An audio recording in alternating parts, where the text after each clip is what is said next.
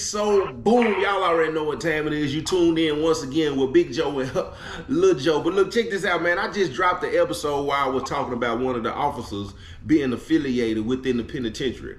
And people don't know how common that is. And I was just saying, it ain't necessarily just organization. They also get affiliated in gangs, the white gangs, Aryan Nation, all of this stuff is in there, you know what I'm saying? And I got Pops on the line right now. I don't know, Pops, you want to say something real quick?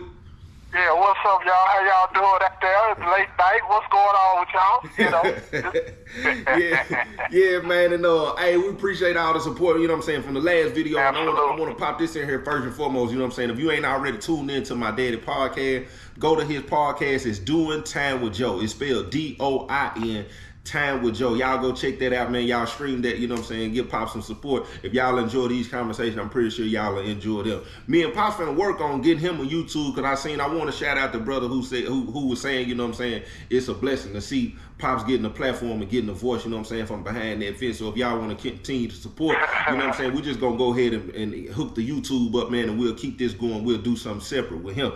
But back what I was saying about the episode, my Pop, can you remember a situation where an officer was affiliated and what happened? Oh, there ain't no doubt about it. There's several times that I've known officers that were affiliated, especially, you know, GD or whatnot, but it was one, I tell you one, this is a long time ago. This is before cameras. Matter of fact, before you say that, well, I want to shout somebody else out too. They said they want to hear, before you say the story, they want to hear the okay, so boom. That's what's up. Well, okay, so boom, look, check this out. This is the story that I'm going to tell y'all about this officer that, you know, a long time ago, back in the day, he was affiliated with the folks, right? And let me describe the scene first, right? In the pod is a building that's got cells on the top and the bottom, right? But the officer's nest, that you'll call it, is up in the ceiling. So the officer's not actually down on the floor with us. So you got to ask the officer to pop the door. This is, you know, they didn't have keys and stuff like this, so you got to ask the officer to hit the button and open your door, right? So this particular officer was the folks, he the business. And it was this, I'm not going to call any of the guys out name, right? But there was this one guy in the pod, cool brother. I messed with him, you know what I'm saying? But he wasn't affiliated at this time. But he had to move. And he was checking the spot, you know what I'm saying? Doing his thing, you know what I'm saying, with the little weed or whatnot, all this and that. But the guys, they wanted it. They wanted it. They kept bum rushing, but they never could find it, never could get it. Now, I'm telling them, look, leave him alone. Back up off of him, right? Because I mess with him. Now, this day, I get moved out of the pod, and I get moved across the compound. It wasn't 2 hours. That afternoon, after that we finished having chow, I heard the sirens going off, because that's when they got a code or whatever, and all the police rushing to the building. I'm like, dang, what's going on over there? You know what I'm saying? They rushed to the building, and this particular brother that I'm talking about that had to move, the brothers done stabbed him. Made him come down off. Yeah, they stabbed him bad too, man. Done stabbed him, made him come down off the little weed pack. He had about a quarter pound. And basically, made him come up off the. And basically, now, this is the thing. How they go ahead. How they got into you? How they got into his cell, man. How they got in his cell. The officer popped the door. Because he was the folks. He was the business. He was the folks. And they had told him to open the door. And he opened it, man. He opened the door. And he was basically, within the org, they would say he was basically aiding and assisting. He was aiding and assisting, yeah. He was aiding and assisting. No doubt about it. He was following orders. Yeah. And so, but I was talking about in the last video, I was like, how would that look on the opposite end? Let's say something would have popped off with that officer and with an opposition in the prison, right? Do you believe, even in today's time, if an officer came in and was affiliated, or he got affiliated once he came in? Matter of fact, with this officer, was he already affiliated, or did they plug him in the penitentiary? Man, he got plugged while he was, you know, at the prison, man. He wasn't the folks. That's what I was telling them in the story that I was telling them. They plugged him in. Now, let's say the roles was reversed, and the opposition tried to bump down on the officer. Do you think the guys, or in any situation, would aid and assist basically the police who's affiliated in the penitentiary in a situation like that? Do you think they would intervene? Well, it depends. It depends. I'm gonna tell you why. Depending on if that officer is really now see, the guys manipulate the plug a lot. Okay, what I mean by that is they'll put somebody on, but they really ain't got no love for them. It's a hustle move. You feel what I'm saying? So it sounds cold, but that's the business. What they'll do is they'll plug him and make him feel like he's one of the guys, but it's strictly about what he can do for the guys. Let them know what's going on, bring in the pack, so on and so forth. So if the opposition busts down on that particular brother, and I say that lightly, if they bump down on that particular, the guys gonna come to his aid because they're protecting their investment. Right. You see what I'm saying? Right. Yeah. That's what I was saying in the video. That's what I was saying in the video. Like, it's most definitely a finesse move all the way around. You know what he can do. What is this person beneficial for when it comes to the people who are incarcerated? I'm saying on the strength of, let's say the officer, let's say somebody got smart with the officer, popped off on him. You know what I'm saying? Called him out his name, and then he shoot back off, and then an opposition go in his mouth. They whoop him in the pod. Is it what that look like? What that scenario look like? Man, I'm gonna tell you, man. More likely he on his own. More likely he on his own, man. You the police. Take care of your business, man. You know you got a whole goon squad behind you. Better hit that button. They ain't finna come to you. Yeah, just like that, man. You know, and it sounds cold, but that's what it is. They ain't finna come to his aid. He on his own, man. He can look around all he wants to. Ain't nobody finna help him. He better get on the radio. He better get on that radio. They gonna kill him up in there. Ain't nobody finna cross no line and go to war for that. No, it ain't gonna happen. They'll make him think that it's gonna happen. You know what I'm saying? They're gonna make him think they got his back up until they don't.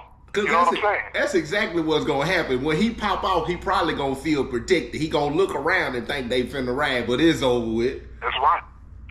It's over with. It's over with. They gonna crush him. They gonna crush him. And then I'm gonna tell you, a lot of times though, boo, it might have been a situation where they done got tied up and they sent the opposition at him. they done poured some water. Go get him. You know what I'm saying? Just to see what he'll do. Yeah, because at the end of the day, come on, man, let's keep this 100. He the police. And that's how the folks seeing that. That's how they gonna manipulate that. Yeah. He gonna have to really do something above and beyond. Yeah. So that they don't see him like that. Yeah. And bringing a pack in is not gonna be enough. You Right. feel what I'm saying? Right. Yeah, he gonna have to put in some real work before they be like, he one of the guys. Which I have seen some guys that come in and end up working in the penitentiary. They was the guy on the streets. You know what I'm saying? Yeah. So they certified. You know what I'm saying?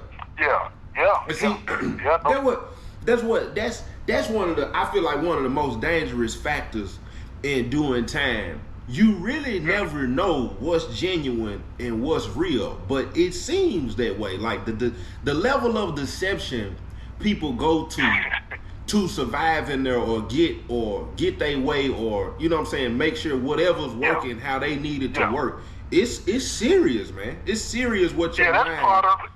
Go ahead. Yeah, that's part of the show. That's part of the show. You make people believe that you got their back until you don't. Right. Just to go to time. Yeah, everything in here mostly is transactional, man. Yeah. If you don't benefit me, then whatever. You know what I'm saying? Right. And see, then here's the flip, though. Check it out. Now, if you happen to win the fight, man, bro, you took care of your business. You know what I'm saying? All that there, right? Right. Yeah. And then, can I figure ready to end this, but commercial break me, please. Plug that the podcast again. If you ain't tuned into the podcast, it's Doing Time with Joe. It's spelled DOIN. For the people who say that they can't find it, that's hard to believe, because if I go to Google on my phone and I type in DOIN Time with Joe, ain't nothing but his links and his podcast on SoundCloud, Spotify, Anchor, everywhere. The only thing gonna pop up is his links, and that's it. But before I leave, I wanted to drop, like, people who come home after, like you said, everything is transactional. Like, you trying to find an opportunity for yourself, and everything it is. I don't care if it's getting plugged in with the counselor so you can get extra toilet paper when can't nobody get it. You know what I'm saying? What you said? Like, you have to be aware. You have to realize you can't bring that home, because you've been in survival mode all of this time. Like, you can't treat everything that's in front of you as, I got to figure out a way to make this work for me. You know what I'm saying? Because I had to work on that when I came home because I done took care of myself all of these years because my daddy told me right out the back, don't you be calling home being no burden to your people. You take care of yourself. You live off the land. I learned that quick as soon as I got there. You know what I'm saying? So I took care of myself. I sent money home a lot of times before I was asking. If I had to ask for it, just like my daddy, I need it. If I'm asking I need it. So better know it. So, man, in coming home, you have to be like, you can't treat everything and everybody like that. You know what I'm saying? You can't treat everything and everybody like that. So how long was that process for you? I know you get about ready to wrap this one up, but how long was that process for you, or are you still dealing with that? It probably about 2 years, Dad. It probably about 2.5 years because I felt like I had to be selfish to an extent because I'm watching everybody who basically done got ahead in life, all of this stuff that they done. I remember the first girl I was dating, like when I walked in her bathroom and seen all her perfumes and her toothpaste. She got 2-3 different toothpastes in there, all her lotions, all this stuff that she's done accumulated over time. I was like, man, I'm here, but I don't like saying behind because I'm where I need to be, but at the same time, I feel behind. You know what I'm saying? And it was almost like, you know, everything in this point of time, I have to be selfish. I have to get to that point. That's why anybody who done did a lot of time, I don't recommend you come home and get in a relationship right out the back because you're going to need your time to get where you feel you need to be before you can. Now, if you done had somebody ride with you for a long time and they got patient enough to make that work with you, hey, what's up?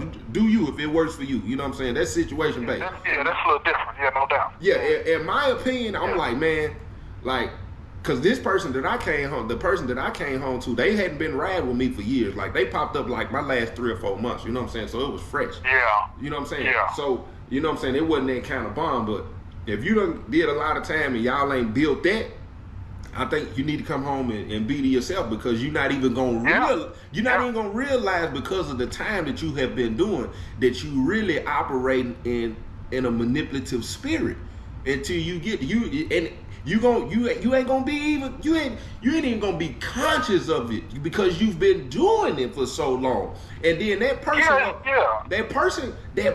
gonna, because I talk to a lot of homeboys that came home daddy, and they tell me all the time what they gal be saying, what they homeboy, and what they not hearing is, man, everything you making everything about you, and that's just you trying to catch up.